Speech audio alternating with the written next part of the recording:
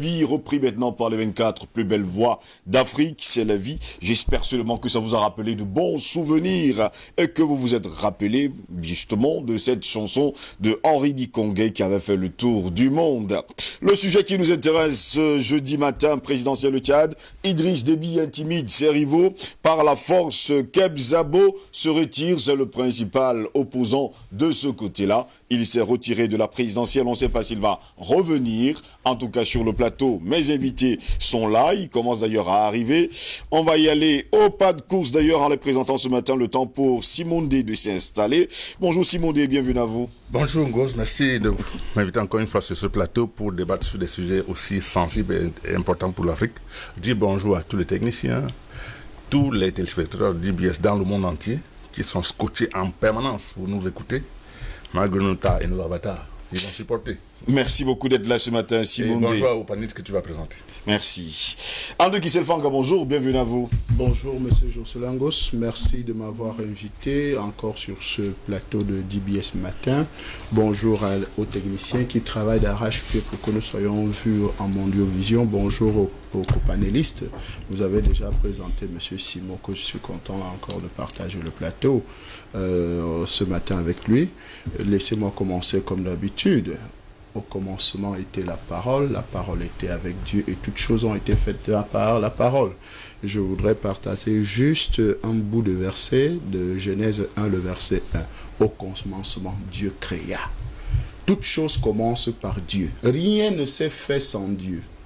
Pour ceux qui ne croient pas en Dieu, c'est l'heure. Notre génération a tant besoin de Dieu maintenant, du secours divin.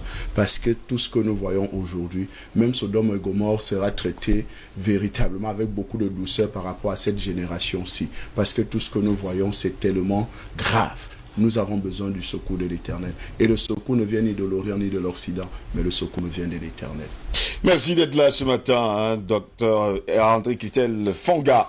Et je pense déjà à quelqu'un d'autre avant de vous introduire. Bon. Docteur Zobelba, bonjour, bienvenue à vous. Oh oui, bonjour, merci de m'avoir convié encore à ce gala, avec ce dîner mental, c'est-à-dire que semé de choix pour les intellectuels qui se délectent chaque matin dans ce programme phare, choisi et joué par l'artiste, je dirais. Le divin verbal que vous êtes. Donc merci de m'avoir invité encore. Je dis bonjour à tout le monde. Merci d'être là ce matin, docteur Zobelba. Je rappelle que vous êtes sociologue. Patient Pafendome, bonjour, bienvenue à vous. Bonjour Steve, bonjour docteur Zobelba. C'est une première de partager un plateau avec lui. Et bienvenue, n'est-ce pas, dans cette grande famille d'IBS La Matinale. Bonjour à Simon. Je vois le livre des proverbes, je suis sûr qu'on sera complètement inondé. Plus qu'inondé, on sera sous des proverbes tout à l'heure. Bonjour à Kisselfanga, vous avez dit docteur et vous avez cru que c'est un lapsus, c'est un docteur, n'est-ce pas, de la loi. De la loi. Il faut faire très attention avec les jésulogues. Kisselfanga toujours bien mis, vous voyez sa cravate. Pasteur toujours Choco. Choco. Dans d'autres affaires. Bon, donc merci pour cette invitation et bonjour à tous nos téléspectateurs. Messieurs, merci d'être là ce matin pour cet autre sujet de ce jeudi 4 mars de l'an de grâce 2021. Présidentiel au Tchad, Idriss Déby intimide ses rivaux par la force. Keb Zabo se retire, c'est le thème choisi pour nous ce jeudi matin. Mesdames, messieurs, bienvenue à toutes et à tous. Voici le débat. Malheureux à 4 reprises contre Idriss Déby Itno, Saleh Keb Zabo a annoncé son retrait au lendemain d'une sanglante tentative d'arrestation par l'armée de Yaya Dilo Djerou, autre candidat déclaré, qui s'est soldé par la mort d'au moins 3 personnes, sa mère et 2 militaires. Condamnant l'attaque militaire du domicile de M. Yaya Dilo Djerou, le député de l'opposition a dénoncé le climat d'insécurité qui entachera certainement la campagne électorale pour les candidats qui vont affronter M. Déby, lequel dirige le Tchad d'une main de fer depuis plus de 30 ans aujourd'hui. Et Saleh Keb Zabo, invoquant une militarisation évidente du climat politique, a annoncé le retrait de sa candidature pour ne pas avoir à servir de caution à la mascarade qui se prépare sur une grande échelle. Fin de citation, c'est sa déclaration. Cet ancien journaliste, arrivé 3e à la présidentielle de 1996, s'était rallié au chef de l'État au second tour, avant d'entrer dans son gouvernement. Il y enchaînera les portefeuilles jusqu'à sa rupture avec Idriss Déby Itno. C'était en 1999 qu'il affrontera encore sans succès aux présidentielles de 2001, 2006 et surtout 2016. Dimanche, la police, épaulée par des militaires lourdement armés et des blindés, ont tenté d'arrêter l'opposant et candidat déclaré Yaya Dillo à son domicile de N'Djamena en vertu de 2 mandats d'amener de la justice pour, je cite, diffamation et injure à l'égard de l'épouse du chef de l'État, il faut le dire comme ça, Idriss Déby Itno.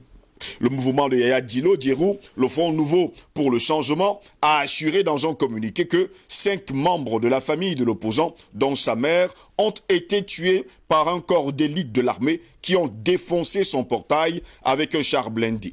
Une version contredite lundi par le ministre tchadien des Affaires étrangères, Amin Abba Siddiq, devant le corps diplomatique. Un tir de l'intérieur visant les forces de l'ordre a atteint mortellement la mère de Yaya Dillo, a-t-il affirmé, ajoutant que 2 militaires ont été tués dans un blindé dans la cour de l'opposant. Eh bien, selon le ministre, Dillo et 5 hommes armés de fusils de guerre ont ouvert le feu sur les forces de l'ordre dès leur arrivée. Pourtant, sur les images que vous allez regarder tout à l'heure, ce n'est pas ce que vous allez voir.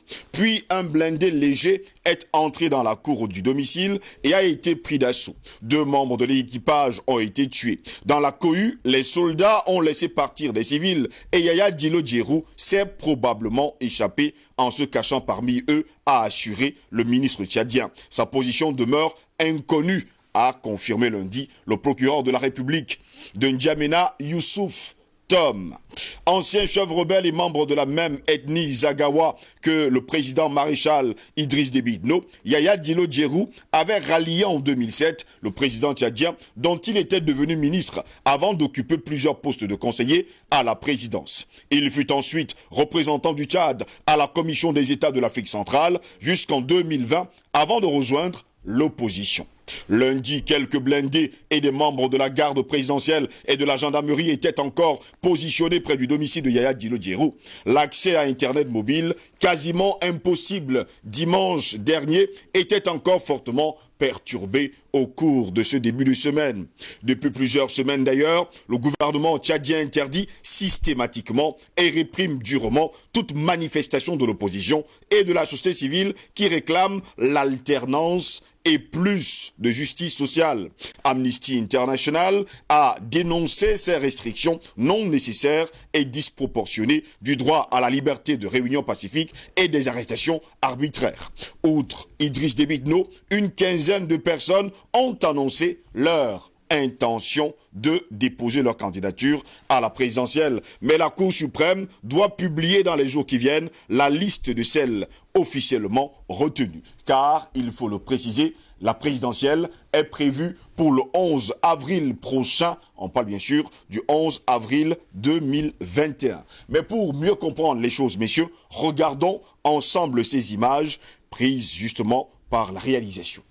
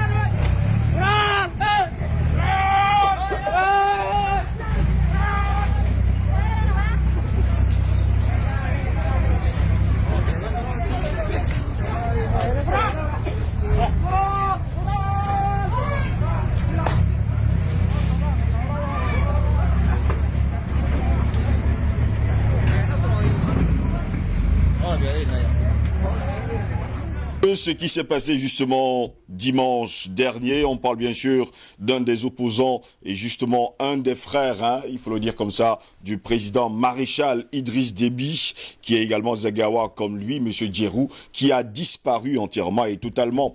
Patient parfait, donc je vais me tourner vers vous. Vous êtes un homme politique. Le 11 avril prochain, ce sera justement l'élection présidentielle du côté du Tchad. Et en ce moment-là, Idriss Déby Itno va briguer un 6e mandat. Il est au pouvoir depuis 1990. On va également dire qu'au est fort que jusqu'à preuve de contraire, plusieurs hommes politiques de l'opposition ont pris l'initiative de retirer leur candidature, comme par exemple Saleh Kebzabo. Que peut-on s'attendre? À quoi peut-on s'attendre justement le 11 avril prochain? Mais le 11 avril prochain, sans hésitation, le maréchal du Tchad, Idriss Déby Itno, sera déclaré vainqueur de cette élection. Full stop. Full stop. Oui. Terminé. Je suis tout simplement déçu de constater que les Africains ne veulent pas encore prendre le chemin, n'est-ce pas, qui peut nous conduire vers des lendemains meilleurs. Cette obsession à garder le pouvoir ad vitam aeternam de la part de certains de nos décideurs du moment, dont certains ont même par le passé à poser des actes que nous avons beaucoup appréciés. C'est le cas du président Idriss Déby Itno. Mais donc, je ne comprends toujours pas, je ne parviens pas à cerner ou bien à comprendre cette obsession de la part d'Idriss Déby Itno, comme c'est le cas pour le président Biya, comme c'est le cas pour le président Sassou Nguesso, de s'éterniser au pouvoir au point de ne plus rien comprendre. Ces élections ratées, ça soit à la limite une vax, ça ne servira à rien. Mais ce qui est encore grave dans cette affaire, ce sont ces prétendus opposants qui vont accompagner le président Idriss Déby dans cette histoire-là. Oui. Et ces opposants, justement, c'est eux qui, parce qu'ils n'embrassent pas les vraies causes, qui peuvent permettre à ce que nous pouvons avoir de véritables élections libres, donc crédibles au niveau de l'Afrique, qui sont le problème. Et parmi ceux-là, il y a le cas de M. Yaya Dillo. M. Dillo, c'est qui? C'est un chef rebelle, oui. Zagawa, comme Déby, qui n'a eu la possibilité d'occuper une fonction ministérielle que parce qu'il fut rebelle et qu'à un moment donné, il a déposé des armes. Et Déby, dans l'optique de réconcilier tout le monde, lui a donné ce poste ministériel. Après le poste ministériel, comme vous l'avez très bien décrit, il est conseiller à la présidence, il revient au niveau de la CEMAC, où il a été pratiquement chassé de là, parce qu'il était d'une incompétence notoire. Il y a notre plainte même de la CEMAC contre lui. Justement. Parce qu'il est parti avec, je crois, 2 ou 3 voitures de l'organisation qu'il n'a plus jamais remis. Vous voyez, ce comportement de ces gens-là qui estiment qu'à partir du moment où je suis le frère du président, je peux être dans l'entourage du président, je peux me permettre de tout. Voilà. Maintenant, il y a cette plainte contre la première dame. On n'a pas dit, mais il faut aussi écouter les propos de M. Dillo vis-à-vis de Mme Inda Déby. Appeler l'épouse du chef de l'État de prostituée, de pute, etc., etc. Il y a quand même, sur le plan, j'allais dire, moral, même en politique, il y a une certaine morale. Bon, ce que je constate et ce que je dénonce, c'est comment dire ça, l'usage disproportionné de la force. Que fait un char dans la cour d'un individu? Il y a la police. Est-ce que ça se Tchad? Oui. Admettons même que, comme le gouvernement dit, les coups de feu ont été déclenchés dans la cour de l'opposant. Mais il y a des forces spéciales qui peuvent arriver là-bas et neutraliser l'individu en question. Comment utiliser un char pour des opérations de police banales, pour appréhender quelqu'un qui ne veut pas déférer à une convocation du procureur? C'est ça qui dénote de la frilosité, mais aussi du caractère souvent violent, n'est-ce pas, de la répression dans nos États, surtout dans cet espace de l'Afrique centrale où il y a des dinosaures qui n'acceptent pas que leur pouvoir soit de tout contesté. Donc c'est pour ça que des nommages n'ont pas d'ombre de lumière. Si on applaudit le président Déby en ce qui concerne son action de bravoure au niveau des Ifogaz, au Mali pour sauver le peuple malien d'une déferlante djihadiste. Si on applaudit le président Déby dans la lutte contre Boko Haram, on a vu comment il était essentiel et important pour aider le Cameroun à desserrer le taux qui commençait déjà à se faire au niveau du corridor Douala-N'Djamena. Si on applaudit le président Déby dernièrement dans l'opération La Colère de Boma, autour du lac Tchad, où il a mis en déroute, n'est-ce pas, les forces de Boko Haram, qui sont extrêmement nocives et pernicieuses jusqu'au jour d'aujourd'hui, pour l'ensemble des États qui sont autour du lac Tchad. On ne peut pas comprendre que le président Idriss Déby, qui comprend quand même les enjeux, surtout le moment que nous traversons au niveau de notre continent, puisse, avec une aussi grande brutalité, n'est-ce pas, essayer de faire taire un de ses opposants. Et je vais loin. Les plaintes, on me dit oui, mais il y avait des plaintes qui étaient pendantes contre M. Dilo. D'accord. Il ne voulait pas différer aux convocations du procureur. D'accord. Mais pourquoi on a seulement attendu le moment où Dilo dépose sa candidature pour la présidentielle, pour l'élection présidentielle, pour que tout ce ramdam-là, toute cette pression, à la fois policière et militaire, se fasse sur lui? C'est autant de questions qu'on peut valablement se poser et qui peuvent expliquer le fait que l'opposant de toujours, si on peut l'appeler ainsi, depuis la mort de Ibouma, on l'oublie souvent, oui. Le grand opposant Ibouma qui a disparu dans des conditions extrêmement tragiques au niveau du Tchad, M.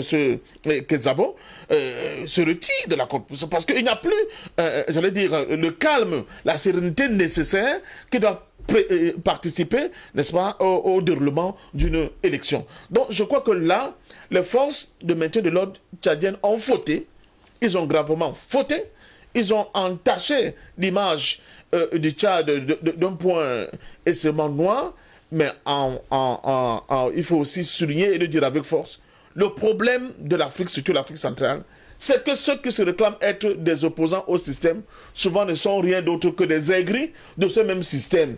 Je vous ai dit ici, quand je prends le cas d'un pays comme le Cameroun, regardez, en dehors de nous qui sommes les hypothèses historiques qui combattons ce système depuis toujours, regardez l'ensemble de personnel politique camerounais aujourd'hui, c'est tous les gens qui étaient au RDPC, d'autres ont même été à l'UNC.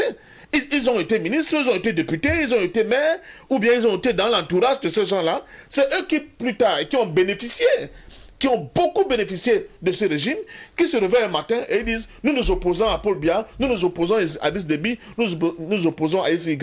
Et ils s'opposent sans aménager au départ des conditions idoines pour des élections crédibles. Finalement, ça débouche sur des images aussi inacceptables comme ce que nous avons vu au Tchad, mais c'est parce que le personnel politique actuellement en Afrique centrale, ce que moi j'appelle le cœur des ténèbres, n'est pas à la hauteur des enjeux, surtout n'est pas à la hauteur, n'est-ce pas, de la vision que nous avons pour une Afrique souveraine, pour une Afrique indépendante. Il suffit d'être l'ami du président un coup, être son frère un autre coup, piocher de gauche à droite dans les caisses de l'État, et puis le lendemain dire, en fait, pour faire de la surenchère politique, oui. Je ne suis plus d'accord avec les chefs de l'État, je vais être candidat à une élection présidentielle, et on fait de surenchère en surenchère, et cette surenchère verbale peut conduire justement à une surenchère, c'est-à-dire sur le plan de la coercition. Un positionnement. Oui, tout simplement. Voilà pourquoi on va de surenchère en surenchère. Mais ce gars, c'était un rebelle. Oui. Il était un rebelle, je crois, avec les frères FDMI. Après, il vient demander pardon à Déby. Paf, on le bombarde, ministre. Au détriment de véritables opposants tchadiens, eux qui se battent depuis, mais qui sont complètement écartés, n'est-ce pas, du jeu politique. Du jeu politique. Donc, c'est pour cela que, à la limite, quand on est face à des situations pareilles, l'intention peut être de taper sur Déby, mais quand on regarde l'individu qui est en face, on se pose vraiment des questions sur cette prétendue opposition, n'est-ce pas, au niveau de l'Afrique centrale, qui ne fait rien d'autre que le jeu, en réalité, du système pour pérenniser ce système-là. Continuer justement à pérenniser ce système. André Kissefanga, où se trouve aujourd'hui Yaya Dilo Djerou, candidat déclaré à la présidentielle, lui qu'on a déclaré au fort qu'au moment justement où sa mère et surtout 2 soldats sont morts, il a disparu, il a fui. Où est-il aujourd'hui? C'est une question difficile. Là, vous me demandez d'avoir un GPS qui va localiser monsieur Djerou. Mais non, soyons sérieux. Pourquoi? Parce que le Tchad, en fait, c'est pas un pays habitué à la démocratie. Oui. Il faut se le dire clairement. La démocratie selon l'Occident. Voilà, vous savez que je n'aime pas. Si démocratie, il y en a d'ailleurs sur le continent africain. Donc, c'est un mot que je n'aime pas beaucoup, mais on est obligé de l'utiliser parce qu'on est en face à des personnes. Mais je pense qu'aujourd'hui, le système politique au Tchad ne permet pas qu'il y ait véritablement de l'opposition. Parce que le président Idriss Déby arrive au Tchad comme un militaire, comme quelqu'un qui vient chasser un autre, en fait, par coup d'État. Il met hors d'état de nuire celui qui était là et il prend le pouvoir. Et depuis au moins... Ici, il y en a bras, il faut le dire. Depuis 30 ans aujourd'hui, on essaye d'organiser un soi-disant simulacre d'élection pour essayer de dire que, bon, oui, il y a eu opposition, il y a eu opposant de l'autre côté, il y a eu parti au pouvoir. Non. Je pense qu'il faut, si nous ne sommes pas confortables dans un costume qu'on appelle la démocratie, qu'on revienne peut-être à la monarchie, au royaume, etc., etc. À la chefferie, à la chefferie. Donc, ça, c'est clair. Je pense que ça va aider plus au lieu qu'on ait des morts pour rien. Parce qu'aujourd'hui, ce que nous voyons, c'est des morts pour rien. Vous voyez un peu, l'opposant perd ses frères, perd sa mère, comme ça, c'est pour rien. À cause de quoi? À cause de, je ne sais pas, peut-être un petit partage de gâteaux, peut-être des deals qui n'ont pas marché, parce que vous savez quand même que c'est des gens qui ont toujours... Il y a un copinage très incestueux entre soi-disant opposants et partis au pouvoir. Justement, et ça n'a jamais changé. Parfait, Ndom l'a bien expliqué tout à l'heure. Ce copinage-là a toujours été visible. On menace pour pouvoir manger.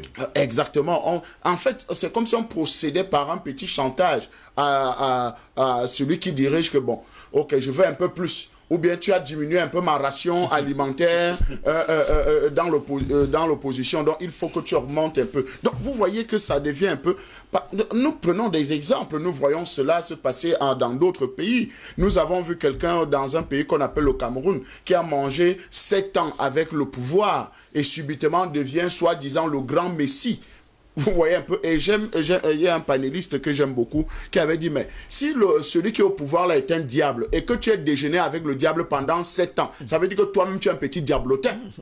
Donc c'est un peu ça le paradoxe de nos oppositions ou bien de nos démocraties que nous avons en Afrique ou bien surtout dans la zone CEMAC. Aujourd'hui, vous me demandez de localiser... Bon, je ne sais pas où il peut se trouver. Peut-être par une prière.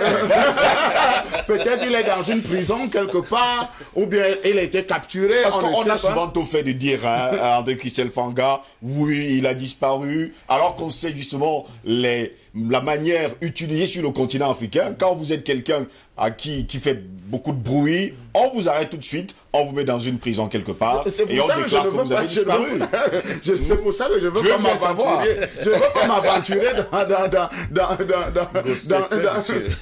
Bien sûr, on sait qu'il a disparu. Il n'est plus présent quand même, il ne peut pas disparaître dans un grand pays comme le Tchad. Avec les chars qui étaient devant chez lui. Avec les chars qui étaient devant sa résidence, avec des morts dans sa maison. Ça veut dire que quand même, sauf si c'est un très bon magicien, ou bien il a disparu. Une précipitation, il a disparu de sa résidence lui-même. Parce qu'il était quand même présent, et ce qu'il faut dire, c'est qu'il était présent dans sa résidence. Il n'était pas hors de sa résidence. Donc, si il a disparu, ça veut dire qu'il a emprunté un autre chemin que nous ne connaissons pas. Nous ne savons pas s'il est en prison. Je vais vous relancer, André Kissavan, si vous me permettez. Selon le ministre, il déclare « Dilo et 5 hommes armés de fusils de guerre ont ouvert le feu sur les forces de l'ordre dès leur arrivée. » Sur les images que vous avez vues tout à l'heure, est-ce que vous avez vu des gens avec des armes? Non. J'ai vu des gens armés de cailloux. Mais ça dépend. Peut-être l'image vient. L'image vient fait. Bon, d'accord, je continue, si vous me permettez. Puis un blindé léger est entré dans la cour du domicile et a été pris d'assaut. Deux membres de l'équipage ont été tués. Déclaration du ministre. Non. Je pense qu'il faut être plus sérieux que ça. Parce qu'aujourd'hui, on sait que Madame le ministre fait son job. Il faut blanchir à tout prix le système tchadien, ou bien le président Idriss Déby, ou bien les forces de défense. Et d'ailleurs, on l'a bien dit tout à l'heure, mais au Tchad, il y a quand même la police. Au Tchad, il y a la gendarmerie. Il y a des services pour ce genre d'opération. Oui. Mais quand on se retrouve déjà avec un blindé, ça veut dire que c'est une déclaration de guerre. Vous êtes en guerre contre votre propre citoyen. Mais non, je pense que soyons un peu plus sérieux que ça. Nous avons un problème. Vous savez qu'un célèbre opposant a fait une prison dorée avec simplement les agents de police devant sa porte. Vous voyez. Et donc c'était aussi simple que ça. On n'avait pas besoin Bon, je crois que le Cameroun a un peu évolué par rapport dans ce système-là. Donc, aujourd'hui, nous avons une situation qui nous permet de voir clairement que les Tchadiens ne sont pas prêts pour la démocratie. C'est ce qu'il faut dire clairement. Pourquoi? Parce que si ils étaient prêts, vous savez, quand même quelqu'un qui était opposant au président Idriss Déby pendant 6 mandats, je crois 4 élections. 4 élections. Kebzabo, oui. Kebzabo, oui. Et aujourd'hui, qui déclare qu'il ne sera plus candidat, ça veut dire qu'en réalité, le deal n'a plus marché.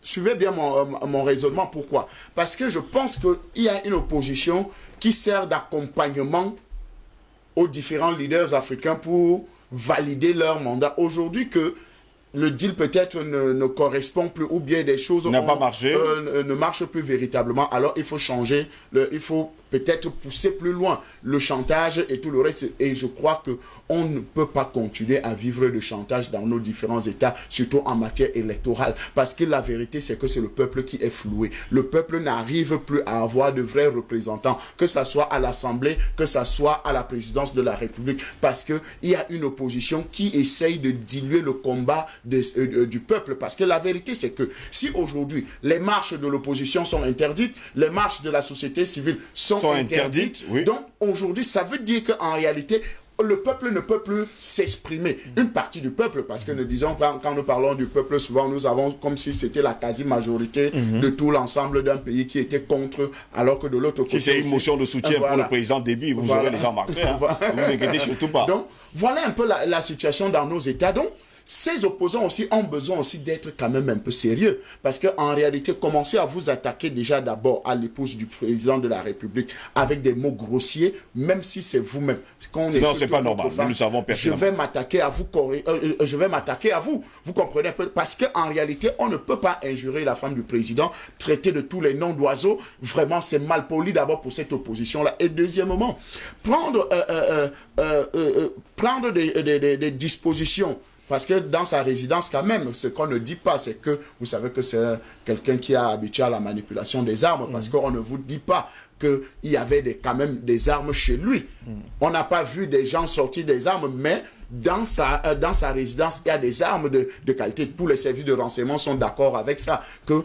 D'ailleurs, même plus loin, selon les enquêtes, on dit qu'il préparait peut-être un renversement du président Idriss Déby. Ça, c'est ce qui se dit dans cette maison que nous voyons là. Mais c'est possible. Vous avez vu des gens qui, juste dans votre bout de vidéo là, qui s'attaquent seulement aux chats avec des cailloux oui. Et de tout le reste là. Ça veut dire qu'il y a déjà une intention.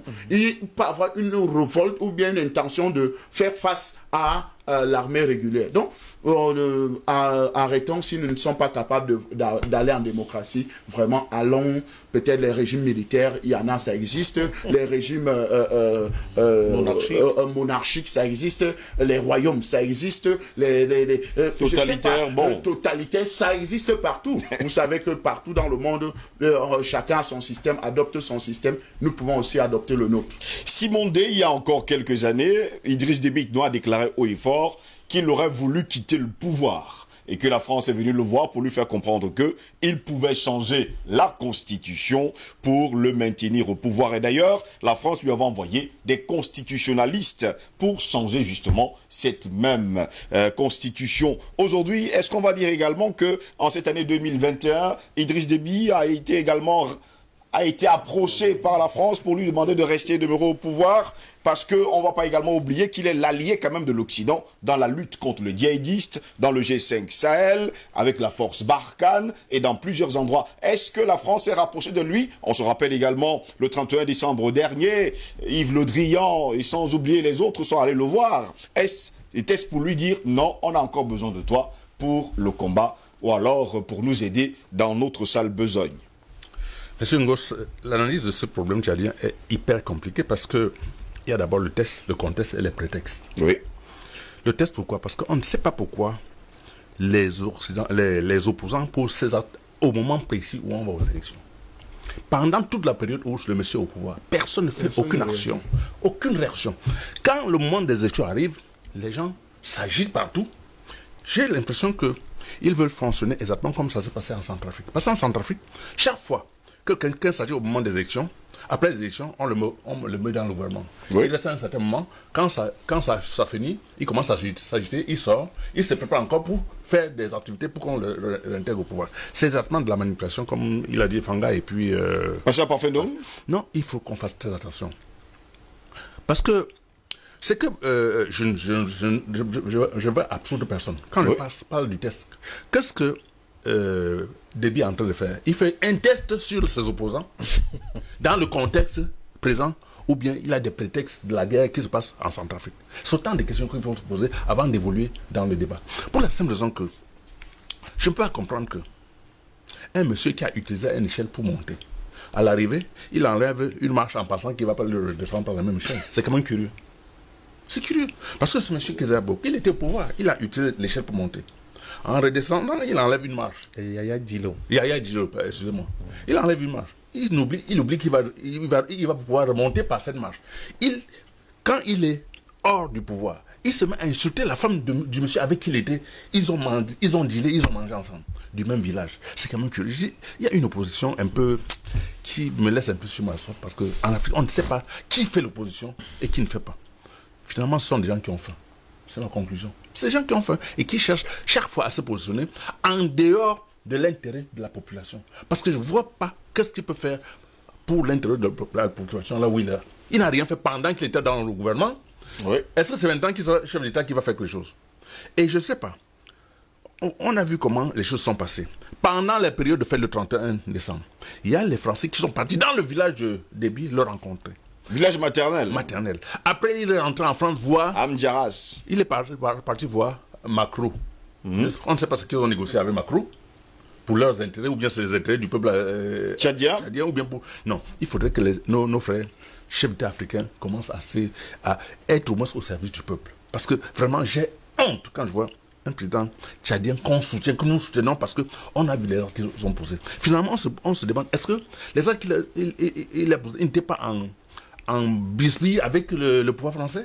Je pose des questions. Quand on voit la réaction maintenant, je pense qu'il est temps que ce monsieur dise non, j'ai assez mis du temps à la tête de l'État, il faut mieux que je ne sais pas cet entêtement à être à la tête de l'État pendant... Il a voulu quitter justement le pouvoir, non, de M. Simondé.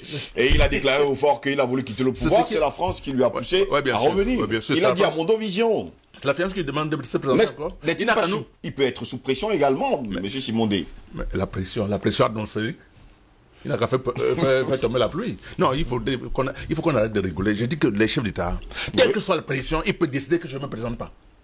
Même si... Mais il y a des gens qui sont morts en Afrique pour libérer leur continent. Il y a des gens qui sont morts. Il y a les Oumniobé qu'on a dû prendre pour des panthères. Je suis désolé. Moi, j'ai soutenu régulièrement le chef d'État tchadien, mais là, je dis vraiment, moi, je ne fais pas dans la langue de bois. C'est monsieur exagéré. Les présidents africains, et comme vous voyez bien, c'est dans le précaré français. Pourquoi ce n'est que dans le précaré français que ces histoires se passent?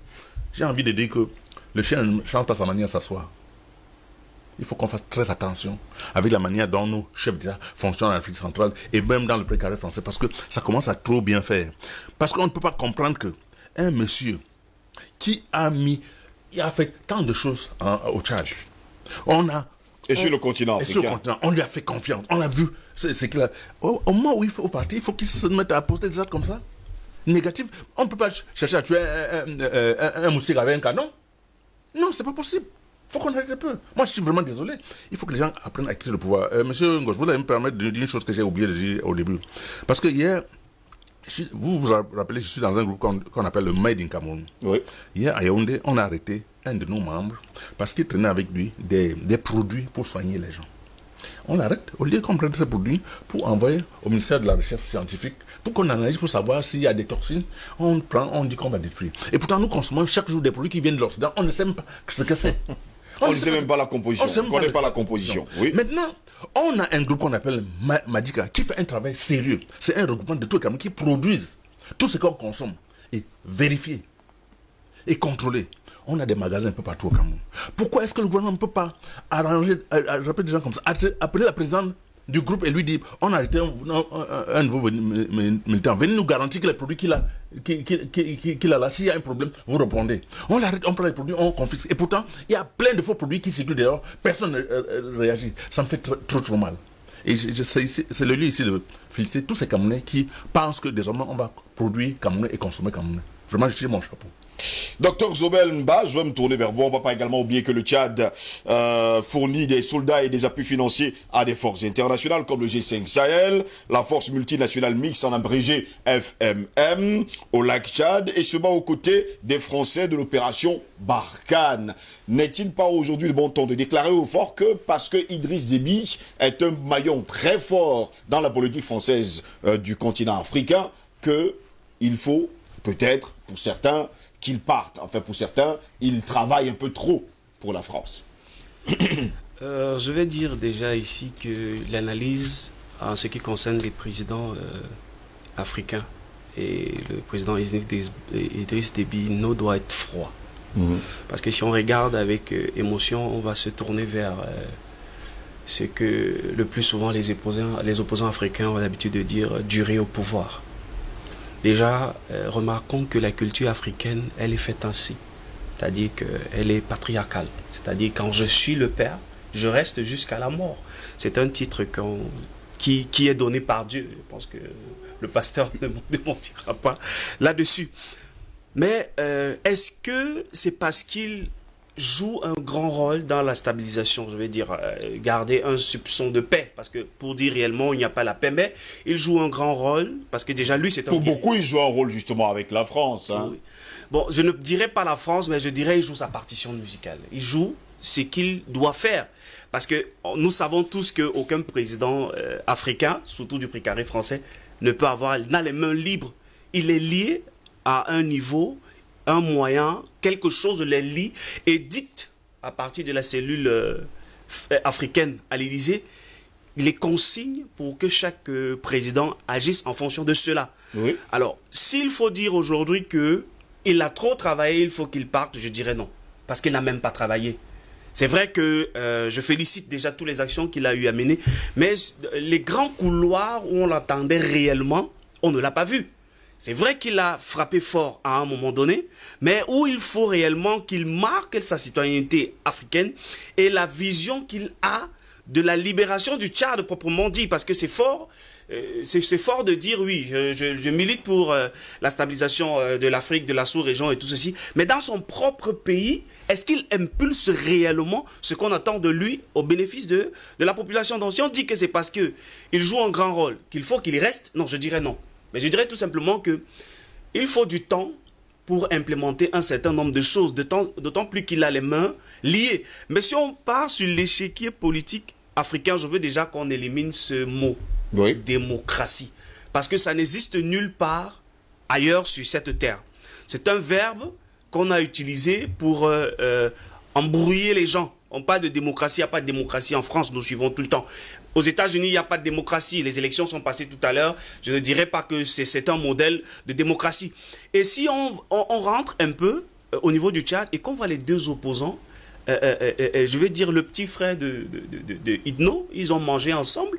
Il sait pourquoi il a envoyé les chars là-bas. Nous, on va parler d'ici, mais on sait que c'est un rebelle. Alors, si vous avez votre frère à la maison, vous le connaissez particulièrement. Si vous avez un conflit avec lui, vous connaissez les armes que vous allez utiliser pour le dissuader. Et vous savez également les armes qu'il possède. Voilà. Donc, ça veut dire que si les chars se sont retrouvés là-bas, justement, c'est pour tuer je vais dire quoi, tuer le poussin dans l'œuf. Et n'oublions pas que si un opposant démissionne aujourd'hui, comme le grand frère Simon a dit tout à l'heure, ce n'est pas à la veille des élections qu'on ne nourrit pas la poule le jour du marché. Donc, Déby reste, pour ma part, je souhaite qu'il reste, mais qu'il améliore la politique de gestion de la cité et qu'il crée un cadre vraiment propice pour donner la possibilité aux opposants de pouvoir s'exprimer, pas attendre le dernier moment, parce que qui pilote justement, qui a donné le conseil à Kizebo de démissionner? Et d'où viennent les femmes des présidents dans les problèmes des élections? Donc soyons sérieux quand même. En France, il y a tout ce qui se passe, mais en Europe, je vais dire en général, vous n'avez jamais suivi un opposant insulter la femme Mais en Afrique, c'est criard. Bon, je dirais, lui, il n'a pas le cœur que nous avons, notre père a ici au Cameroun, parce que lors les dernières élections qu'il y avait eu ici, j'avais lu sur la toile, quelqu'un qui avait dit que le président avait dit, je dis pas que c'est lui, mais c'est quelqu'un qui avait écrit, il disait à un opposant, le président disait à un opposant, sous forme de tag, toi, on t'a dit que tu es seulement PD, et tu veux tuer tout le monde, tu veux enfermer tout le monde, porter plainte à tout le monde, alors que moi, on m'insulte depuis près de 32 ans. Donc je dirais tout simplement que le débat est véritablement ailleurs. Laissons les femmes, laissons nos femmes. Ce n'est pas la culture africaine de s'attaquer aux femmes des hommes. Ça, c'est pas notre culture. Donc, qu'ils trouvent des moyens d'aider la population, qu'ils trouvent des moyens de se faire entendre, de se faire suivre. Parce que le plus gros problème, même, je vais chuter par là, c'est lorsque vous n'avez pas d'armes, ou vous n'avez pas de soutien de la population, vous employez tous les moyens, toutes des bassesses pour vous faire entendre. Parce que s'il commence à insulter déjà la femme du président, ça veut dire qu'il veut se faire, alors que la population ne le suit pas. Alors il utilise ce moyen pour se faire entendre. Donc je dirais tout simplement que le cheval de bataille est ailleurs, et Déby utilise les armes qu'il a pour se maintenir. C'est tellement pouvoir. Passons par fin d'homme, outre Idriss Déby Itno, une quinzaine de personnes ont annoncé en tout cas leur intention de déposer leur candidature à la présidentielle. Mais la Cour suprême, il faut également le dire, doit publier dans les jours qui viennent la liste de celles officiellement retenues. On ne va pas également oublier que Saleh Kebzabou, qui a souvent été justement lors de ses courses à retirer sa candidature. Pour certains observateurs aujourd'hui, Théophile Bedzouné Bongoro serait, il faut le dire comme ça, serait-il le candidat unique des partis politiques d'opposition du côté du Tchad? Je ne sais pas pourquoi vous insistez, il n'y aura pas de surprise. Le président Déby... Vous insistez là-dessus? Non, il n'y aura pas de surprise. Le président Déby sera déclaré vainqueur. Vainqueur. On ne peut pas dire ça quand même aussi. Mais on va quand même à une élection. On ne peut pas dire ça. Le président Idriss Déby Itno sera déclaré vainqueur. Laissons au moins que les élections soient organisées. Je suis dans la pratique, je suis dans le réalisme, je ne suis pas dans les rêveries. On voit très bien comment ça marche ces histoires-là. Surtout en Afrique centrale, que je continue d'appeler le cœur des ténèbres. Maintenant, passons un peu. Tout à l'heure, le docteur Zobel, puis il parlait... L'histoire le pouvoir vient de Dieu, et le président est le père de la nation. Vraiment, vous êtes jeune. Il ne faut pas vraiment ressasser de pareilles conneries dans un continent qui ne demande qu'à se développer. Mais quand le président Biya arrive au pouvoir, il a quel âge? Il était l'aîné de tous les Camerounais. Il avait quel âge? Déby lui-même, là, quand il arrive au pouvoir, il a quel âge? Non. Au Tchad, il n'y a pas de gens qui sont ses aînés. Et qui sont plus intelligents que lui. Non, il faut arrêter. Non, il faut arrêter ça. Ce qu'on demande à nos décideurs, c'est de nous sortir, de déclencher des opérations pour nous sortir des griffes de la France. Parce qu'en réalité, ce qui se passe là, dans tout ce que vous voyez là, c'est le fait, c'est l'incapacité de la France de enfin laisser l'Afrique libre pour que la voix des Africains de manière autonome, de manière souveraine se fasse entendre par rapport au choix, n'est-ce pas, de société, au choix de développement, au choix de vie que les Africains veulent faire. Il y a un poids pesant de Paris dans tout ce que vous voyez là. Extrêmement pesant de Paris. Rien ne peut se faire là sans l'aval de Paris. Vous avez rappelé à juste titre. Oui. Le président Idriss Déby lui-même, le maréchal du Tchad, personne l'a forcé à le dire, dans une interview, il dit, moi je ne voulais plus remplir. J'ai décidé de laisser cette affaire-là. Et c'est Paris qui est venu me forcer la main. En envoyant un constitutionnaliste. Ils ont même poussé le bouchon loin à m'envoyer des constitutionnalistes pour me remodifier la constitution pour que je me présente. Mais tout est dit là, hein? Tout est dit là. Tout est dit là. N'est-ce pas? Donc je continue de dire qu'il faut qu'on fasse attention parce que ce matin de construire quelque chose pour nos enfants. Et si on veut construire quelque chose pour nos enfants, de bien, pour leur bonheur, il faut que nous restons extrêmement fermes et vigilants sur un certain nombre de concepts que nous devons élaborer et mettre à leur disposition. Il faut qu'en Afrique, aujourd'hui plus que jamais, nous puissions avoir des structures politiques adoptées de manière consensuelle. Il faut qu'on puisse arrêter, nous aussi, de dire que quand quelqu'un arrive au pouvoir, c'est pour lui, c'est pour sa famille, c'est pour ses enfants, c'est pour les enfants de ses enfants, au point où on voit un peu partout, surtout en Afrique centrale, des pouvoirs claniques. Carrément des pouvoirs claniques qui sont entre les mains d'un seul clan. Regardez le Gabon, regardez le Congo-Brazzaville, Regardez le Tchad. Moi, j'ai été là-bas, je sais de quoi je parle. Même le Cameroun n'échappe pas à cette réalité. Donc, c'est quoi cette histoire-là? Nous sommes tous des Camerounais. Docteur Mouté, vous êtes un Camerounais, vous avez le droit de postuler. Vous avez le droit de nous apporter notre proposition, n'est-ce pas, à condition que, justement, on te donne les moyens de pouvoir convaincre le peuple. Si le peuple est convoqué de ton idée, pourquoi ne pas te donner la possibilité de diriger le pays? Quelle est cette histoire qu'on s'enferme, on s'auto-censure? Nous m'en disant que cette affaire-là, elle est très compliquée, c'est pour Simo et pour personne d'autre. J'ai dit non, non et mille fois non. Ce n'est pas comme ça qu'on va avancer. Ah, ça c'est clair. Maintenant, la question de fond, tout à l'heure, au niveau du bilan du président Idriss Déby, il faut quand même qu'on fasse aussi attention. J'essaie de comprendre. Le Tchad, c'est très grand. Hein? C'est plus d'1 million de kilomètres carrés. Avec les frontières avec la Libye, vous connaissez ce que c'est devenu la porosité de la frontière au niveau de la Libye. Oui. Une partie de la frontière, je pense, avec le Nigeria, le Niger, le Cameroun, la République centrafricaine, le Soudan, avec comment dire ça, le chaudron, n'est-ce pas, de la question de l'ouest du Soudan. Comment on appelle ces régions-là? La région de... jusqu'aujourd'hui, il y a encore des problèmes là-bas. Oui. Et il faut aussi maintenant essayer de manager toute cette tribu guerrière arabe, les Njanjaouites. Idriss Déby le marché a été obligé de poser une jeune princesse Njanjaouite pour essayer de faire la paix, n'est-ce pas, dans cette zone-là, n'est-ce pas. Donc, il y a toute cette complicité, sans oublier le sud du Tchad, dont on ne parle pas beaucoup. Vous ne parlez pas beaucoup du sud du Tchad, qui a des populations, qui, eux, ne sont pas musulmanes, mais qui subissent souvent des exactions incroyables. Terrible. Donc, il y a donc tout cela. Qu'est-ce qu'il faut faire? Moi, je pense que la meilleure manière d'avoir de véritables consensus au niveau de nos États, c'est d'abord de nous sortir des groupes de Paris. Tant que nous sommes encore dans les groupes de Paris, ils ont une politique qui est claire. On appelle ça les oppositions africaines, divisées pour mieux régner. Ils vont toujours créer des situations de conflit entre nos ethnies, entre nous-mêmes,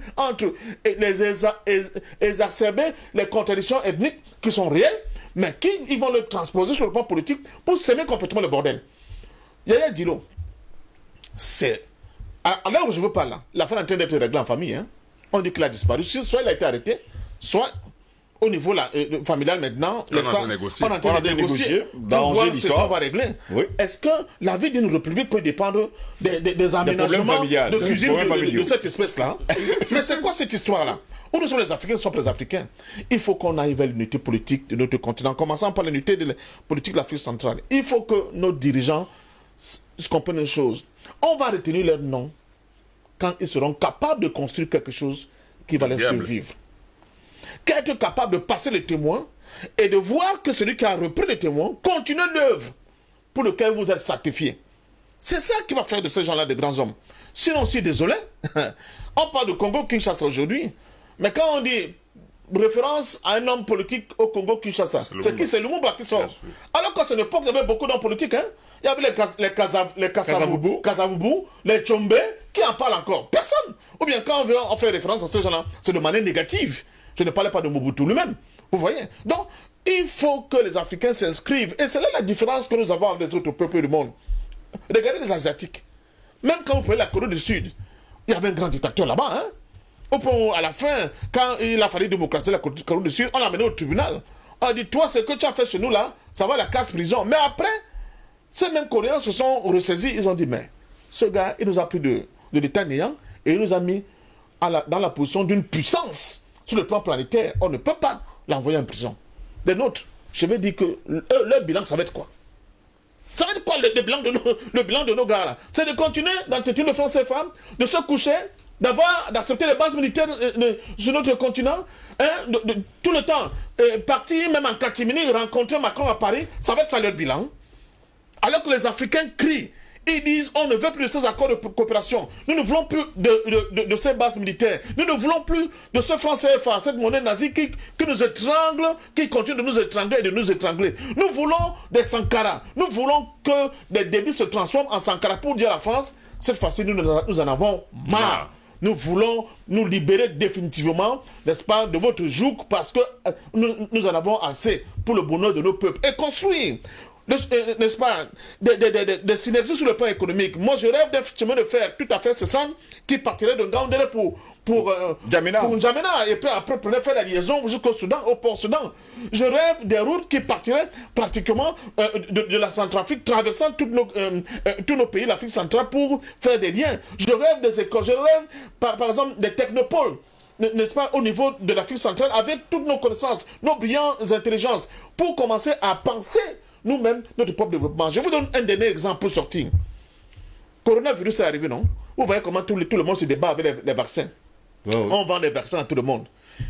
Petit Cuba, en termes d'espace territorial, mais grand Cuba, en termes d'espérance, mais surtout d'intelligence, a décidé que lui ne va prendre aucun de ces vaccins. Ils sont en train de travailler pour produire leur propre vaccin. Est-ce que vous pouvez me dire qu'il y a plus d'intelligence à Cuba que dans toute l'Afrique centrale réunie? Pourquoi nous sommes incapables de le faire? C'est tout simplement parce qu'ils sont libres. Quand une nation est libre, avec des dirigeants qui sont en accord avec le propre peuple, vous ne pouvez pas les vaincre. Chaque fois qu'ils seront face à des problèmes, ils vont trouver des solutions endogènes pour régler ces problèmes-là. Pour nous, l'Afrique aujourd'hui, ce n'est pas encore le cas. Je crois que c'est Simon qui en parlait des médicaments. Nous sommes de gros consommateurs. Même quand les gens essaient de trouver des solutions locales, parce qu'on ne comprend pas le process, parce qu'on n'a pas organisé pour comprendre ce qui se passe, on tape dessus. La première réaction, c'est d'écraser. Alors que quand le coronavirus est arrivé, j'ai dit que c'est une opportunité pour nous. C'était le moment de réunir tous les tradis. On me dit que le ministère avait créé un truc.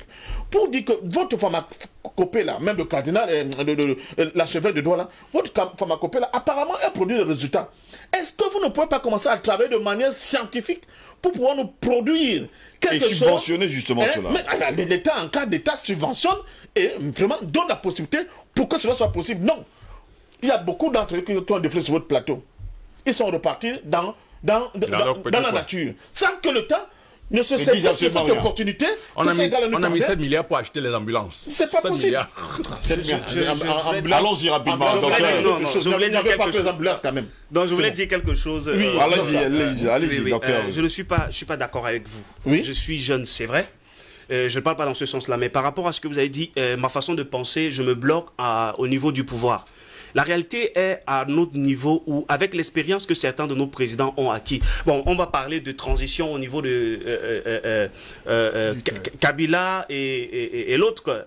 Joseph Kabila et Tshisekedi. Et Tshisekedi, vous voyez où vous appelez ça l'alternance est arrivée. Moi, je dirais ici, le véritable problème, c'est la population et les soi-disant leaders de cette population. Où est-ce que vous nous conduisez, nous?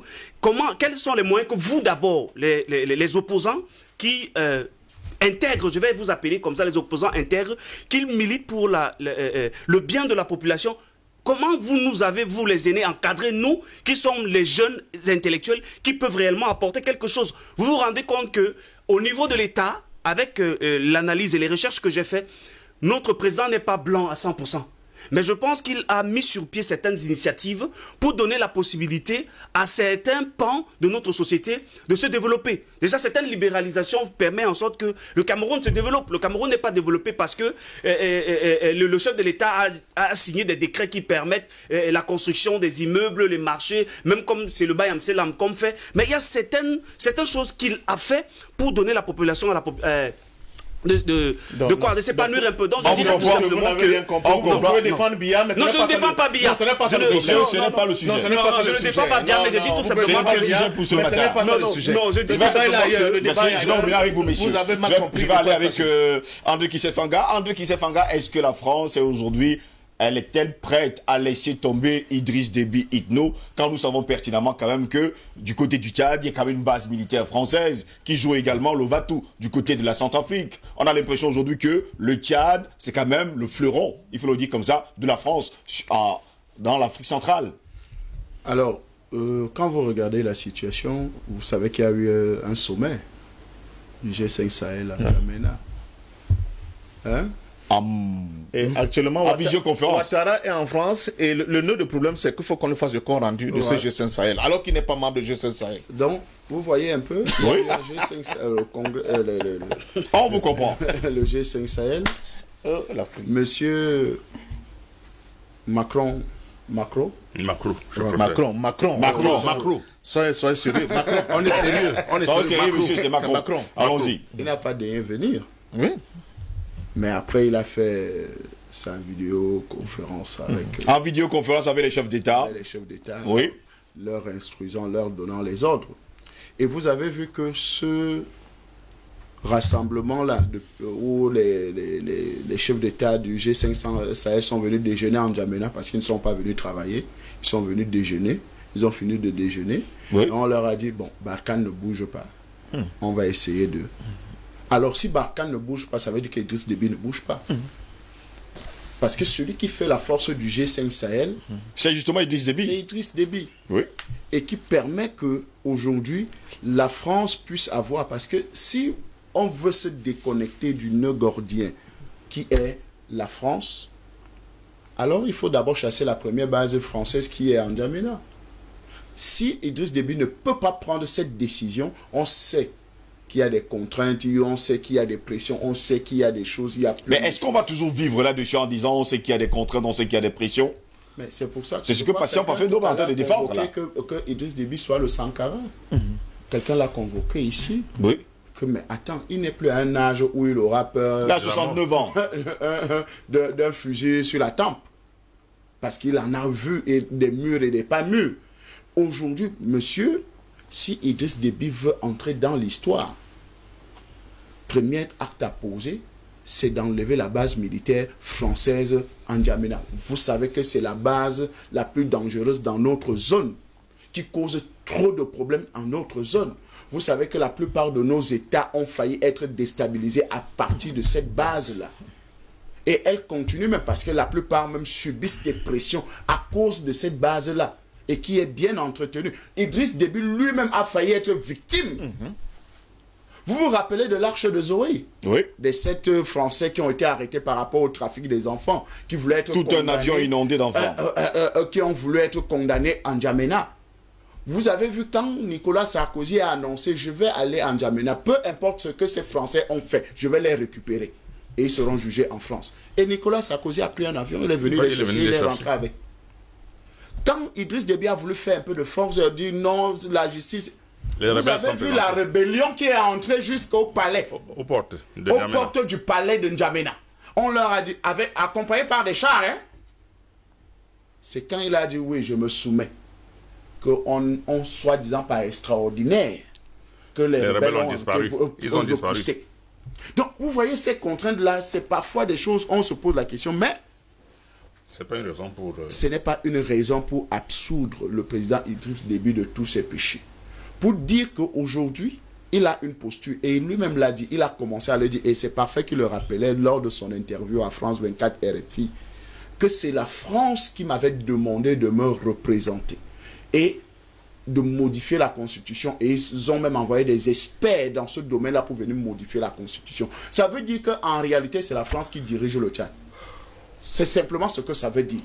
Et nous alors, les Africains, nous alors, surtout de la zone CEMAC, qui en avons marre, on souffre, on est étouffé, on suffoque à cause de cette France-là, qu'on doit continuer à acclamer des gens comme Idriss Déby qui ne veulent pas prendre leur destin en main, qui ne veulent pas prendre le destin de cette zone CEMAC en main, parce qu'aujourd'hui, on ne peut pas continuer à avoir une base militaire aussi importante. Et vous savez que c'est l'homme qui a toujours servi, que ce soit pour les déstabilisations au Tchad, en Centrafrique, un peu de partout. Et vous savez qu'on l'a fabriqué de toutes pièces. La France l'a fabriqué de toutes pièces pour être le contrepoids de Kadhafi dans cette zone-là.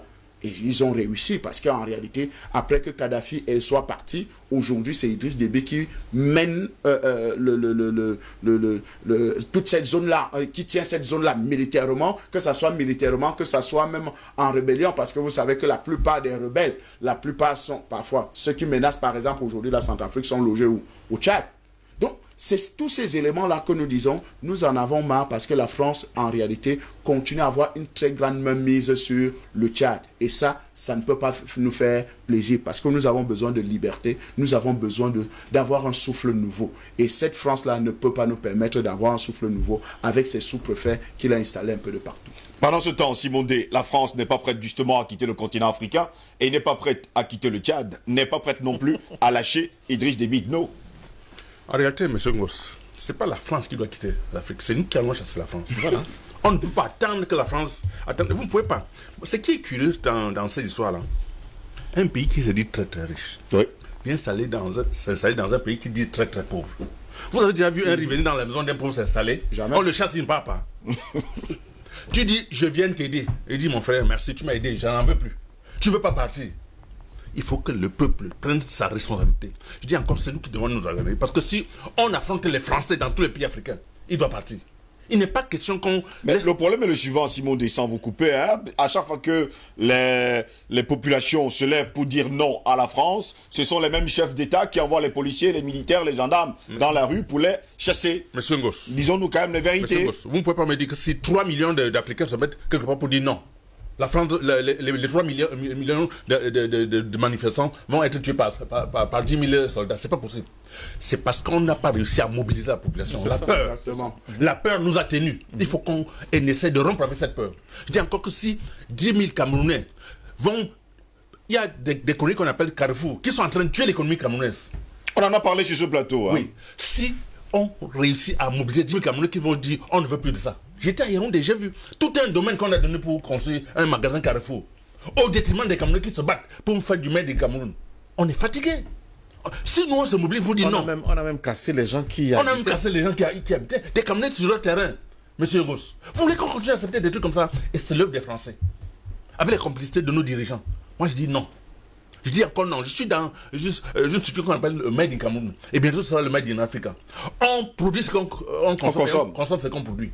Il est temps que les Camerounais se mettent ensemble pour dire non, on n'en veut plus. Tous ces produits qu'on nous envoie en Afrique, c'est des produits périmés qu'on va dans les supermarchés là. On efface les dates et on nous les fait consommer. Est-ce que c'est normal ça? Nos autorités voient, ils ne disent rien. Et on empêche les Camerounais de produire. Vous trouvez ça normal? Je dis encore non. Moi, à mon âge là, j'ai peur de mourir, je suis mort depuis. Je veux continuer à défendre cette histoire jusqu'à ce qu'on me tue. Jusqu'au prix de ma vie, j'en ai rien à foutre. On est fatigué. Vous voulez qu'on laisse quoi à nos enfants? Comme disait un homme, il faut laisser son nom. Si tu laisses l'argent, c'est nul. Les gens ont laissé des milliards. Aujourd'hui, on ne les connaît pas. Moi, je préfère laisser un nom. Même si on ne le connaît pas son nom, mais qu'on connaît son nom des œuvres. Non, on ne peut pas continuer comme ça. On ne peut pas. Nos chefs d'État ne peuvent pas être là à la tête des États. Au moment où on veut faire les élections, ils prétendent qu'on leur a mis la pression et ils restent au nom de la pression. Ils font quoi du peuple? Le peuple qui prétend qu'ils les ont élus. Donc, disait tantôt que le président sera élu. Il est déjà élu. Il est déjà élu, il n'y a pas d'élection. Partout en Afrique, on n'organise pas d'élection. Bah, finalement, vous tous, vous êtes d'accord sur le fait que le 11 avril prochain, il n'y a pas d'élection. Moi, je suis militant de l'UPC, il n'y a pas d'élection. Bon. Il n'y a pas d'élection. Monsieur Idriss Déby est déjà élu. C'est le semblant. Il faut qu'on arrête ce cinéma, on est fatigué. Si tous les opposants démissionnent, il ne sera pas élu comment? Bon, la question, justement, actuellement, tous les opposants sont en train de démissionner. Il y a quelqu'un qui a été choisi pour représenter un candidat unique pour les 16 partis politiques d'opposition, en la personne de Bebzoun Bongoro, Théophile Bebzoun Bongoro. C'est lui, apparemment, qui sera choisi, puisque M. Kebzabo a pris l'initiative de se retirer. Je dirais ceci. Excusez-moi, il y a une question qui taraude mon esprit. Pourquoi tous les opposants historiques sont en train de démissionner? C'est justement la grande interrogation. Voilà, c'est ça. C'est ça que je dis. Le véritable problème en Afrique, c'est justement ces opposants. Moi, je dis, c'est eux, ils ont goûté à ces sphères, soit en passant par la rébellion, oui. Ils se sont fait porter par une certaine tranche de la population qui désire avoir réellement le changement. Ils les ont emmenés au champ. Et quand ils arrivent, lorsqu'on nomme, c'est lui seul qu'on nomme au pouvoir.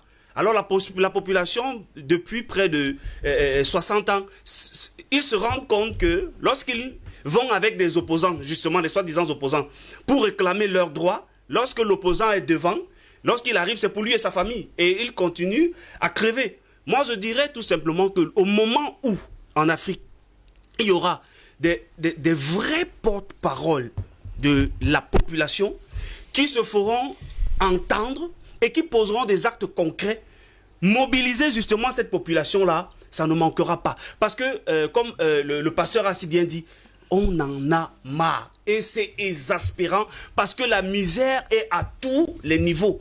Vous ne pouvez pas imaginer dans un pays tel que le Tchad, il n'y a réellement pas d'impulsion. Je n'aime pas souvent le mot développement parce que ça ne veut rien dire. Mais il n'y a réellement pas d'impulsion à ce que je vais appeler ici, à l'équilibre social.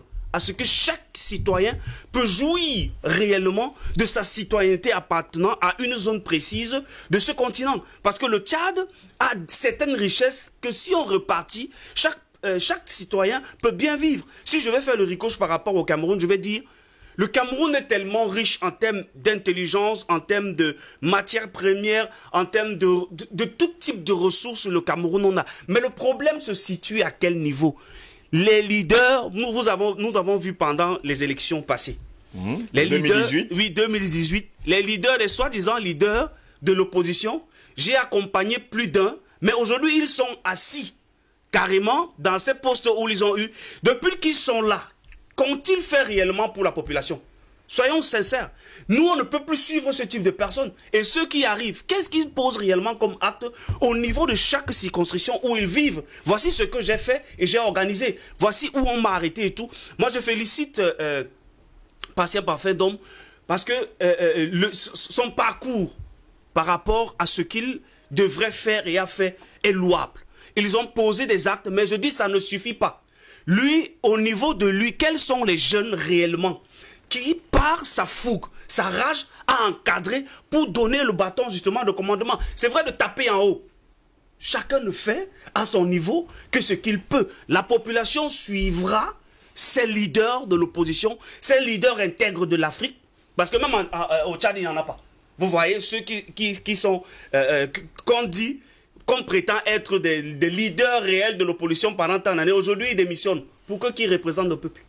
Le pantin que l'opposition, soi-disant l'opposition, est en train de vouloir maintenant mettre à la tête pour qu'il soit là. Bongoro, vous vous rendrez compte que, comme au Cameroun, certains vont dire, bêta, je vote le diable que je connais, que de voter un ange que je ne connais pas. Donc voilà réellement le problème. Là, j'ai besoin, je pense que Patient Parfum d'Homme a besoin justement de réagir. Moi, je poserai une question à Patient Parfum d'Homme. Finalement, ça signifie que Idriss Déby Itno sert mieux les intérêts de la France que les autres tchadiens, ou alors d'autres opposants tchadiens. Non, ou alors qu'ils n'ont pas encore trouvé quelqu'un d'autre qui pourrait mieux servir les intérêts. Je vous ai dit tout à l'heure que dans le bilan d'Idriss Déby Itno, tout n'est pas noir. C'est un soldat. Exactement.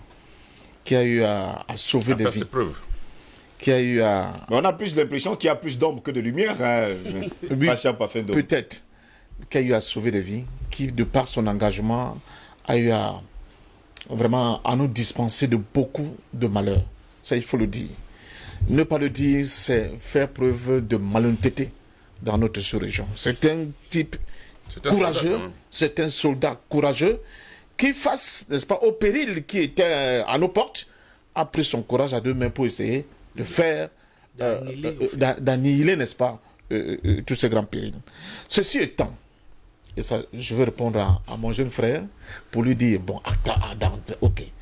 Le dessin qu'on présente, c'est que les opposants sont tellement bêtes, c'est seulement des idiots, c'est des opportunistes, c'est des égoïstes, donc ça ne vaut pas la peine de les suivre.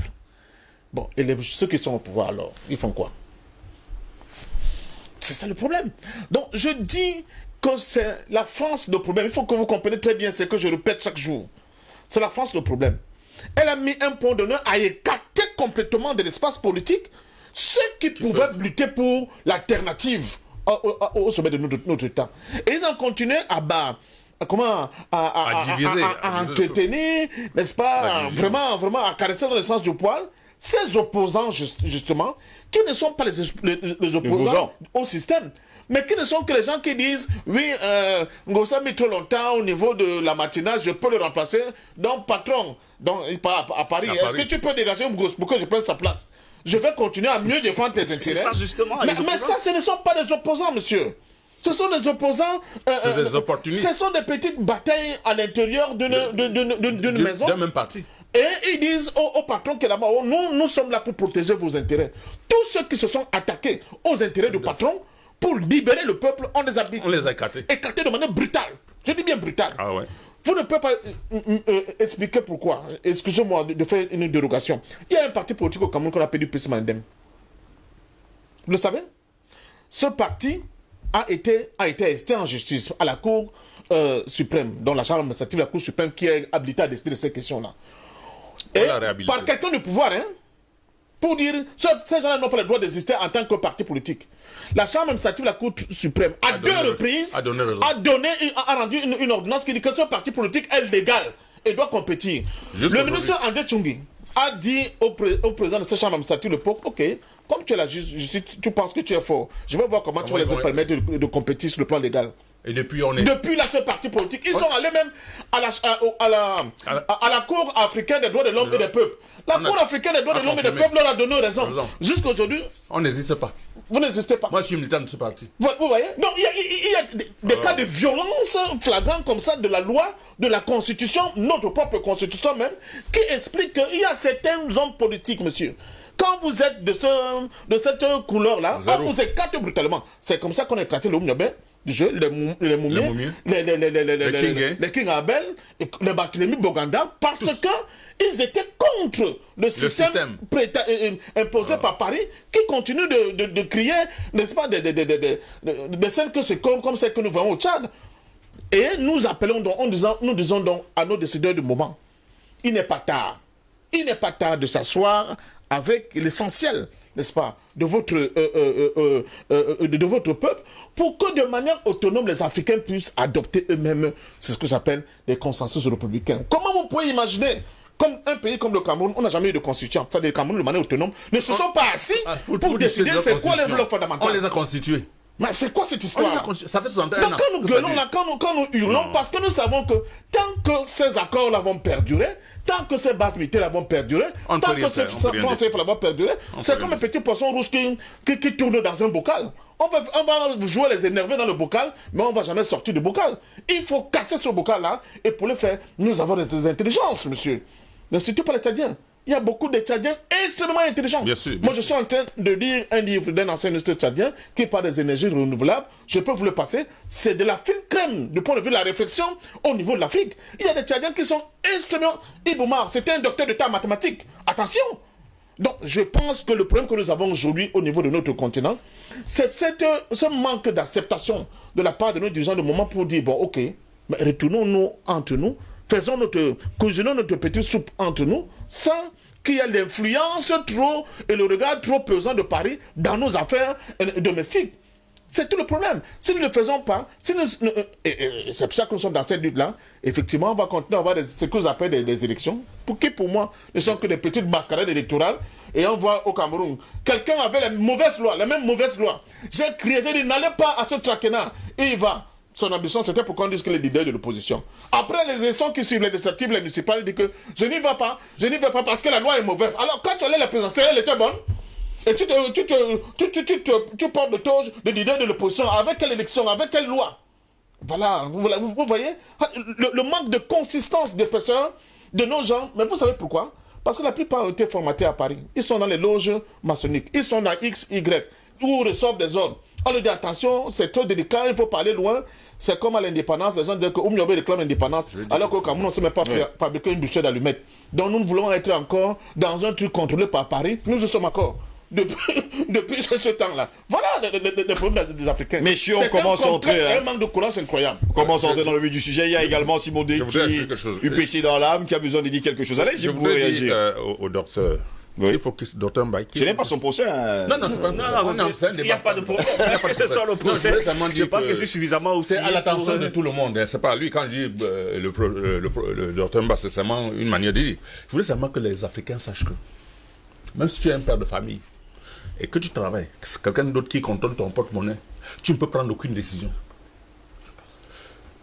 Je recommence. Quand tu es un père de famille, même si tu travailles quelque part, c'est quelqu'un d'autre qui contrôle ton porte-monnaie, tu ne peux prendre aucune décision. Oui. Depuis 61 ans, notre porte-monnaie est entre les poches de la France. Si on va passer tout le temps à parler de liberté, de l'indépendance en ayant notre porte-monnaie entre les poches de la France, on ne peut rien faire. Parce que c'est grâce à ce porte-monnaie qu'il déshabille tous les pays africains. Oui. Il paye les bases militaires. Il ramasse toutes nos matières premières gratuitement sans déposer un centime.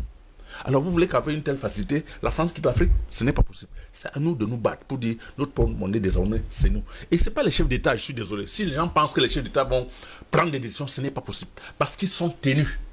Quand quelqu'un dit je ne veux plus, on dit, on l'a vu avec Barbeau. Quand il a dit je ne veux plus de la France, on a coupé les vivres, les banques. Il n'a plus d'argent pour payer le personnel, l'administration. On a fermé tout. Les trucs pour soigner les malades, il n'y en avait plus. On est allé le prendre au palais. Donc il faut qu'on sache que c'est nous, population, qui devons nous mobiliser. Les chefs d'État sont fragiles. Ils sont à la merci de ces gens-là. C'est pour ça que les gens nous reprochent qu'on soit tout le temps en train de dire c'est la France. C'est la France. Je suis désolé, c'est la France qui est à la base de tous nos problèmes. Tant qu'on ne dit pas non à la France, on ne leur prouve pas. Pas la violence, je le dis encore et j'assume. Pas la violence qu'il faut qu'il quitte l'Afrique. On ne va pas s'en sortir. C'est clair. Je pense que Et pendant ce temps, on a interdit justement aux Tchadiens de marcher, André Kissel-Fanga. Donc ce n'est pas une opposition qui ira le 11 avril prochain à l'élection? Non, je pense qu'il est... Parfait l'a dit, Idriss Déby sera élu. Ça c'est clair. Ça c'est clair, parce que le choix est déjà fait. D'accord, si vous le dites tous alors finalement. Non, c'est clair, parce qu'il faut analyser que ça soit le pouvoir en place, que ça soit l'opposition. Si l'opposant historique à Idriss Déby a déjà dit « je ne serai pas candidat », ça veut dire qu'en réalité, on a donné carte blanche à Idriss Déby.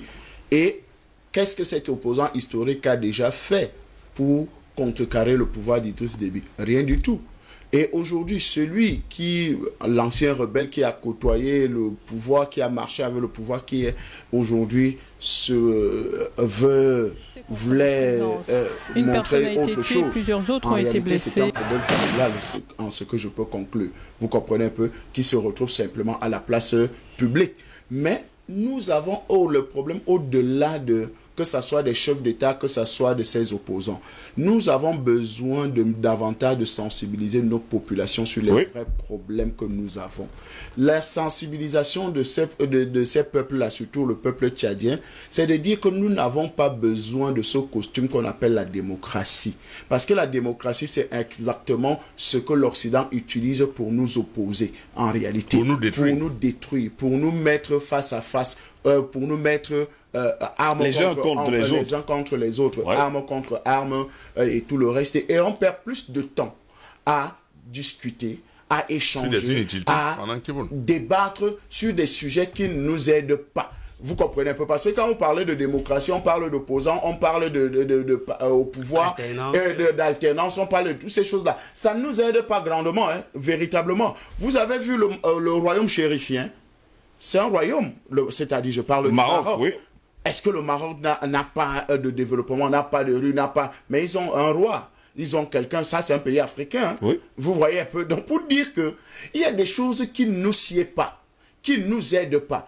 En réalité, on a compris que les Africains ne sont pas prêts à marcher ensemble. Donc, il faut leur trouver un élément qui va mieux les diviser. C'est pour ça qu'ils nous ont envoyé ce système qu'on appelle la démocratie. Donc, aujourd'hui, nous devons aller en profondeur au-delà. Et c'est pour ça que vos émissions sont tellement importantes. Parce que ça devient des cours, ça devient des thématiques, ça devient des instructions. Ça devient comme un moment de sensibilisation du peuple africain. De leur dire que attaquons-nous au vrai problème. Le vrai problème, c'est que nous n'avons pas été décolonisés. Le vrai problème, c'est que nous sommes encore sous la colonisation. Oui. Le vrai problème, c'est que nous sommes encore sous la domination française. Que ce soit la domination culturelle, la domination religieuse, la domination militaire, la domination éducationnelle, dans tout le... Parce qu'en réalité, le système scolaire aujourd'hui, vous n'allez vous en sortir comment avec ce système scolaire qui est calqué directement à celui de Paris. Parce que, par exemple, au Cameroun, vous avez l'ENA de Paris, vous avez l'ENAM au Cameroun. Vous avez le CUS, je crois, le CUS à Paris, vous avez le même CUS au Cameroun. Vous avez l'école d'ingénieurs qui, je crois, c'est toujours à Paris. Polytechnique, il y a Polytechnique également au Cameroun. Il y a Polytechnique au Cameroun. Donc, en réalité, c'est la pâle copie de tout ce qui s'est fait en France qu'on est venu reproduire à moindre échelle. Vous comprenez? À moindre échelle au Cameroun. Alors, ou bien dans d'autres pays. Alors, si nous continuons dans ce système-là, nous sommes perdus pour toujours. C'est des générations, parce qu'on continue à nous répéter les mêmes choses. On continue à nous répéter les mêmes choses. On continue à nous répéter les mêmes choses en nous disant que non, c'est telle chose, c'est les Français qui ont fait ceci. On nous enseigne De Gaulle. On nous dit De Gaulle, c'était un très grand soldat. De Gaulle, c'était ceci. De Gaulle, c'était cela. Alors là, comment vous n'allez pas respecter la France quand vous avez quelqu'un comme référentiel De Gaulle? Alors que nous savons tous l'histoire de Gaulle. Nous savons qui est De Gaulle. Nous savons qui a aidé De Gaulle à libérer la France. Nous savons. Donc, c'est ce problème-là et nous refusons. Je ne parle pas des chefs d'État. Je ne parle pas des opposants. Nous refusons de voir la vérité en face. De dire aux gens, à ces gens-là, que vous nous avez tordu depuis longtemps. Parce que même en matière médicinale, M. Simon, nous avons des solutions. Comment est-ce possible? Comment est-ce possible? Voilà Cléda, le pape a nommé Cléda, a pris un décret, il a nommé Cléda comme ministre dans leur organisation, ministre qui s'occupe des domaines de santé sociale et tout le reste au Vatican. C'est un décret papal. Chez nous. Il vient du Cameroun. Hein? C'est un prêtre un camerounais africain qui utilise quoi?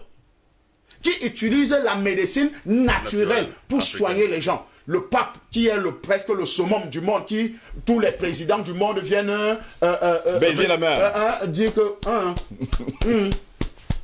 vous comprenez un peu. Donc, pour dire que si nous, alors, nous ne prenons pas conscience que nous avons des solutions, nous pouvons apporter des solutions au monde, alors nous serons perdus. Nous devons nous remobiliser, tous les Africains, surtout ceux de la zone France-CFA, surtout ceux de la zone France-Afrique, parce qu'en réalité, nous sommes encore très enchaînés, et mentalement enchaînés, spirituellement enchaînés, naturellement enchaînés. Et si nous ne nous débarrassons pas de ce mauvais costume qu'on nous a habillé avec, alors là, nous n'allons pas progresser, nous n'allons pas créer la révolution. Et c'est pour ça que tous les leaders qui ont compris cela ont été immédiatement assassinés. Ça ne badine pas en France, hein, ça ne badine pas dans le précaré français. Quand vous pensez autrement, c'est-à-dire, vous ne pensez pas exactement comme la France veut, alors là, vous devenez un danger. Et je pense qu'aujourd'hui, cette révolution-là, les docteurs, les jeunes docteurs comme vous devez justement ne plus penser comme des Français. C'est-à-dire avoir cette société-là, comme la France nous a expliqué que non,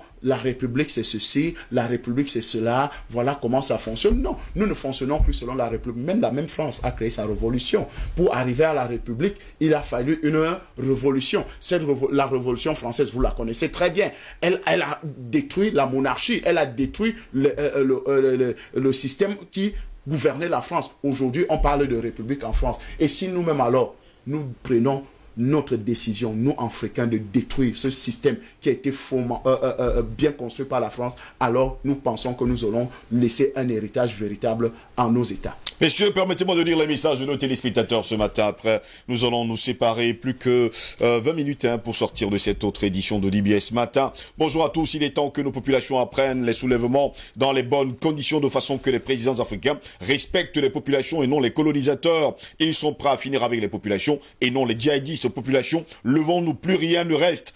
C'est Issa Souradiou Parakou qui nous écrit depuis Parakou, au Bénin, ce matin. Vous êtes d'ailleurs très nombreux à nous avoir écrit ce matin. J'espère seulement que je pourrai lire tous vos messages. Allons-y rapidement. Une bonne nouvelle pour le Covid-19 cure. Bon, d'accord, c'est quelqu'un qui nous envoie également sa publicité. Bonjour le plateau. C'est un plaisir ce matin de vous suivre. Merci également de nous envoyer la photo pour nous dire que vous nous suivez ce matin. Bonjour Steve, il y a toute la grande famille de DBS à matinale. C'est Thomson et Han depuis Bédia Douala.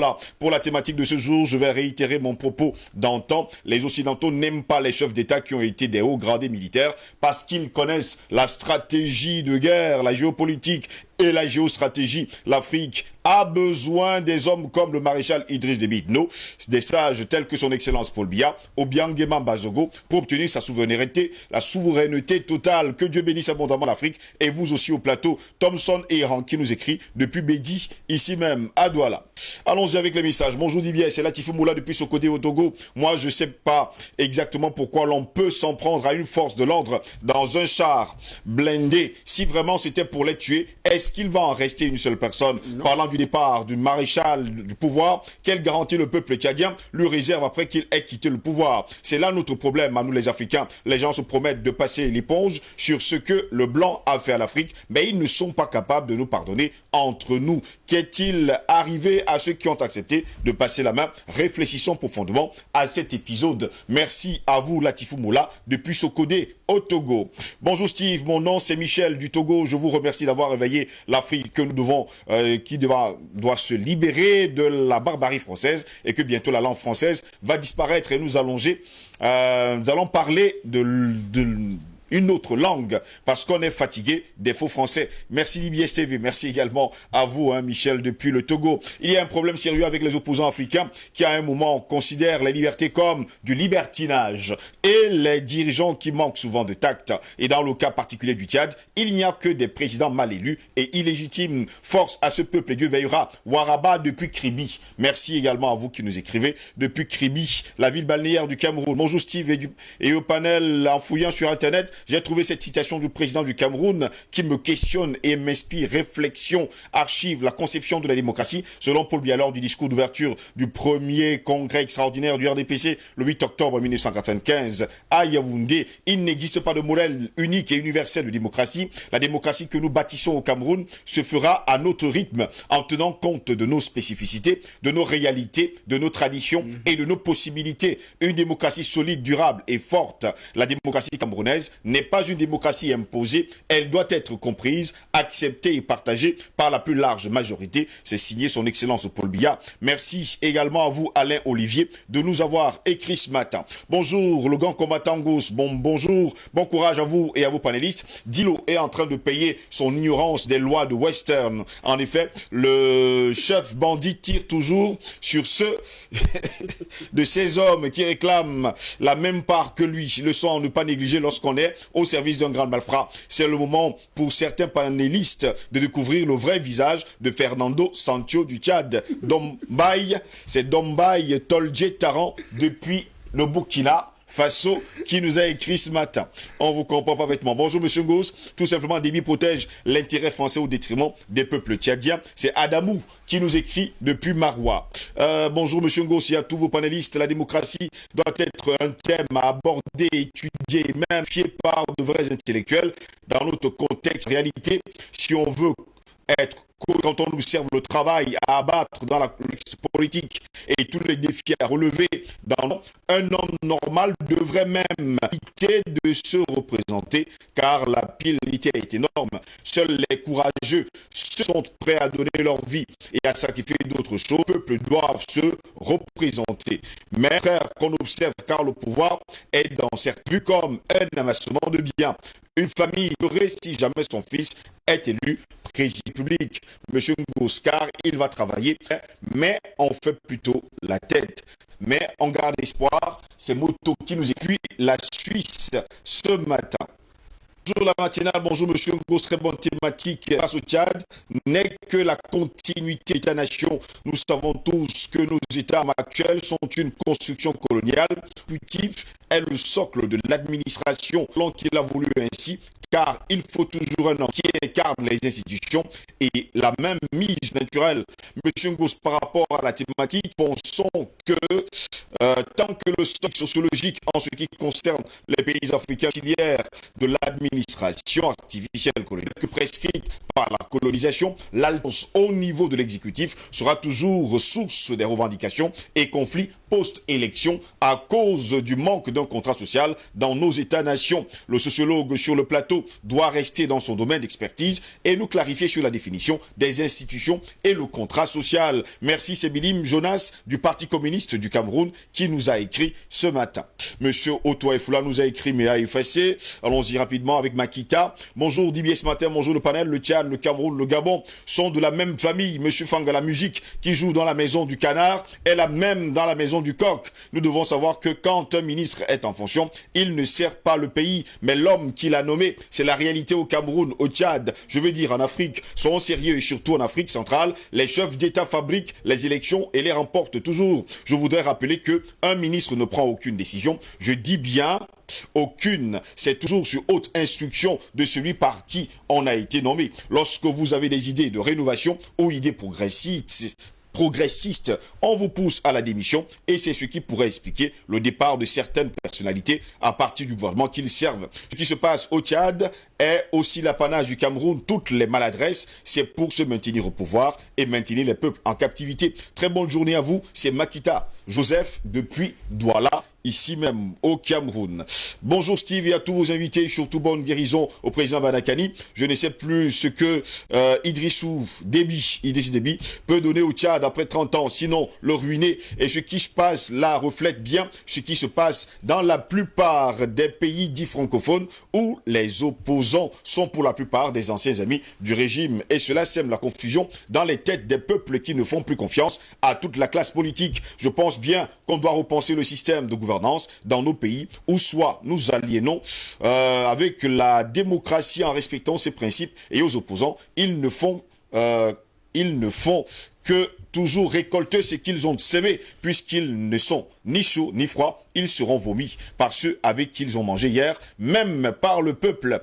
Et pour les élections, c'est sans débat. Déby est déjà vainqueur, parce que je vois sans langue de bois, la France est derrière cette affaire, sinon les médias français auraient déjà diabolisé Déby. Et nous savons tous ce que ça donne quand la France est derrière un coup. Rachid Bafilo, depuis le Togo. Bonne journée à vous tous. Merci également à vous ce matin. Bonne journée. Mes salutations à vous, Monsieur Ngos, et à tous les prestigieux invités et techniciens de DBS à matinale. Il n'y a pas vraiment des élections en Afrique, ça c'est clair. C'est Idriss Déby au sommet de Barkhane. Était comme un petit enfant. Il n'y a rien de bon dans son discours. Donc pour ma part, il doit partir. Et c'est la même chose au Cameroun pour Paul Biya. Ces présidents cherchent seulement à mourir au pouvoir pour échapper à la prison. Et s'il vous plaît, mes chers panélistes, ne supportez plus ces vieux présidents. Là, ils achètent les vaccins pour venir tuer les peuples. Le CFA, ils ferment leur bouche. C'était Rigobert Goudin-Yemek. Excellente journée à vous. Merci également à vous. Bonjour. Là, quelqu'un nous a envoyé une vidéo. On va justement la regarder. Je pense que c'est toujours l'arche de Zoé. On se rappelle d'ailleurs de la vidéo. Bonjour Steve, bonjour au panel. Ne soyons pas naïfs, Steve. Un char à chenilles en pleine Djamena, trop de manipulation. Le monde est ouvert, le deep state en marche, une grosse embrouille. Il n'y a pas d'opposition. Un dialogue tchadien. Regardez, au Bénin, un autre a tiré sur lui. Il a accusé l'État aujourd'hui. Il fait la une de tous les journaux. Donc c'est du pareil au même.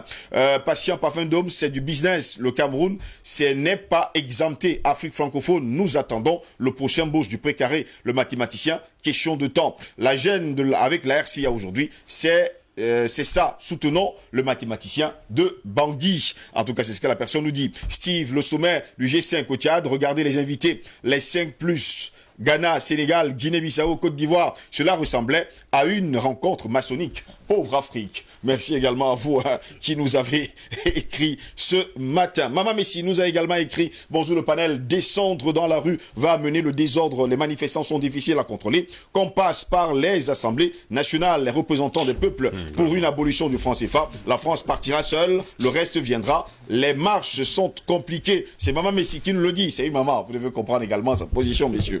Bonjour le plateau et tous les panafricanistes pour ma part. Les présidents africains n'ont pas encore compris que pour libérer l'Afrique, leur comportement dépend de rester des gestes, en tout cas qu'ils posent pour l'avenir de l'Afrique. Dommage de voir mourir au pouvoir. C'est Edo depuis Chicago ce matin. Mais je suis d'accord avec M. Simondé. Belle analyse de M. Patient Parfait Ndom ce matin.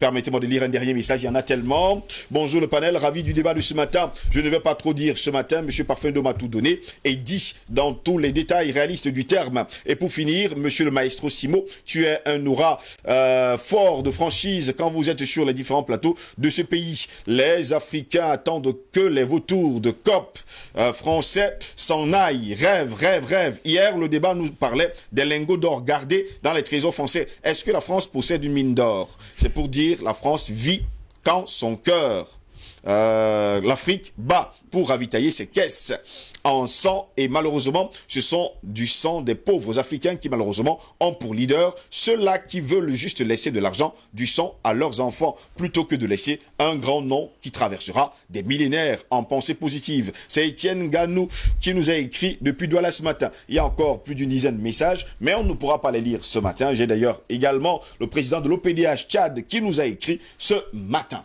Là encore, oui, c'est pour nous faire comprendre une chose simple, c'est que de ce côté-là, les choses se compliquent encore. On parle justement des droits humains qui sont actuellement bafoués. Messieurs, je vous dis merci d'avoir été là ce matin pour cette autre édition de DBS Matin. Docteur Zobelba, merci d'avoir été là ce matin. Je ne peux que dire merci à vous et à ceux qui se sacrifient pour nous écouter. Je lance l'appel à tous ceux-là qui veulent que les choses changent, de se rapprocher des leaders justement qui ont des idées de changement pour les aider à poser des actes. Parce que si ils passent le temps à crier puisqu'on dit gueule, le verbe est important pour transformer, mais le verbe tant qu'il n'est pas transformé, parce que je dis, celui qui visualise, concrétise, matérialise. Alors si tu visualises, tu ne concrétises pas, en venant vers un groupe de personnes qui vont concrétiser tes idées, alors la matérialisation ne pourra pas se faire, il n'y aura pas de changement. Je ne suis pas avec le régime, je vous l'ai dit ça, parfait, donc je suis contre le régime depuis, je dis tout simplement que la stratégie n'est pas la bonne. Nous devons avoir une stratégie. Beaucoup. On vous a compris. Patient Parfendo, merci d'avoir été là ce matin. Merci, je félicite Docteur Zobelba, mon jeune frère. Voilà. Vous savez, il n'y a pas de divergence fondamentale entre nous. Il y a des petites incompréhensions. Félicitations, continue sur cette lancée. Merci. Mais de toute façon, tu ne pourras pas faire l'économie de l'apprentissage. Il faudra que tu apprennes. Justement. Parce que c'est trop costaud cette affaire-là, cette problématique-là n'est pas simple. Alors, je pense que ce plateau n'avait pas pour fonction d'enfoncer le président Idriss Déby. Non. Nous avons dit ce qu'il a fait de bien. Et nous avons été fiers de lui à ce moment-là. Nous disons tout simplement que ce qui s'est passé en N'Djamena, l'usage de la force a été disproportionné par rapport à ce qui pouvait être reproché à cet opposant. Et nous disons à nos chefs d'État, vraiment... Une maman est morte quand même, patient Une maman et je crois... La maman de cet opposant est morte, vous n'avez pas laissé passer ça comme un jeune garçon de 5 ans. Voilà. Je disais que l'acte est disproportionné. Voilà. Ça ne valorise pas, n'est-ce pas, le travail du président Idriss Déby, qui a essayé depuis un certain temps de faire de très bonnes choses. Mais nous disons enfin, pour sortir à nos chefs d'État, arrêtez de fonctionner avec vos clans. Nos pays ne se limitent pas à vos clans, à vos familles, à vos femmes, à vos enfants, à vos cousins et cousines. Non. Le pays est large. Tous les enfants du pays doivent se sentir heureux dans le pays. Et pour sortir, vous savez, quand on va le voir avec les sacs d'argent pour lui dire, bon, on te donne tout ça pour toi et ton ethnie de Bassa, il dit, non, je n'en veux pas. Je suis le représentant du Cameroun. C'est le Cameroun qui est important. Ce n'est ni ma famille, ni ma femme, ni mes enfants, ni encore moins mes cousins et cousines qui sont importants ou bien mon ethnie. Ce qui est important, c'est le Cameroun. Il faut tout faire pour que la France nous laisse tranquilles entre Camerounais. Nous saurons trouver les solutions pour développer notre pays. Et ce type était magnifique. On lui demande quelle est la langue que tu souhaites qu'on puisse parler comme langue officielle du Cameroun. Il dit le Foufoudé. Le Foufoudé qui n'est ni une langue du Sud, ni une langue de son ethnie, mais une langue dont on avait estimé qu'elle devait avoir une locution facile pour l'ensemble des pays du Cameroun, des peuples camerounais, des populations camerounaises, mais même dans la sous-région Afrique centrale. Voilà, c'est ça. N'est-ce pas, merci beaucoup. C'est ça les grands hommes, Steve. Donc merci pour cette invitation et merci pour le reste, quoi. Pour la suite également. Ouais. Merci également à vous, Simone, d'avoir été là ce matin. Oui, en réalité, il ne faudrait pas que les gens pensent que quand vous aimez quelqu'un, vous devez lui dire la vérité. Voilà. J'ai le devoir de dire la vérité à un chef d'État comme Idriss Déby pour qu'il sache qu'il peut fauter quelque part. Il n'est pas un dieu. Donc on a pour devoir de lui dire ce qu'on parle de lui en réalité. Voilà. Le dire, ce n'est pas le haïr. Et juste pas sur un plateau pour plaire ou bien pour nuire. C'est ce que je peux dire. Pourtant, il y a encore quelques années, tout le monde pensait qu'il était un grand panafricaniste. André Kissel-Fanga, merci d'avoir été là ce matin également. Merci Jocelyn de m'avoir invité. Je voudrais conclure avec une chose qui nous tient tous à cœur, c'est de voir l'épanouissement de tous les peuples, que ce soit les peuples du nord, du sud, de l'ouest, de l'est. Tous ces peuples-là veulent s'épanouir. Et ce vent de liberté ne peut qu'arriver si réellement nous prenons conscience que nous sommes dans les fourches coudines de la France. La logique des 3 F continue. La logique des 3 F, c'est-à-dire la France, la franc-maçonnerie, le franc CFA. Je dis bien, prenez conscience, chers Africains, nous avons 3 problèmes. Et les 3 problèmes, c'est la France, le franc CFA et la franc-maçonnerie. Merci beaucoup, André Kissel Fanga, d'avoir été là ce matin. Merci, monsieur, d'avoir été également là ce jeudi matin. Merci à la réalisation, à la direction technique. Merci à tous les techniciens qui nous ont accompagnés durant cette autre édition de DBS Matin. Mesdames, messieurs, c'est ici que s'achève cette autre édition de DBS Matin, la 4e du genre de cette semaine. N'oubliez surtout pas, s'il te faut supporter les injustices, console-toi. La véritable tristesse, c'est de commettre des injustices. Bonne journée à toutes et à tous, et à demain, si plaît à Dieu. Au revoir.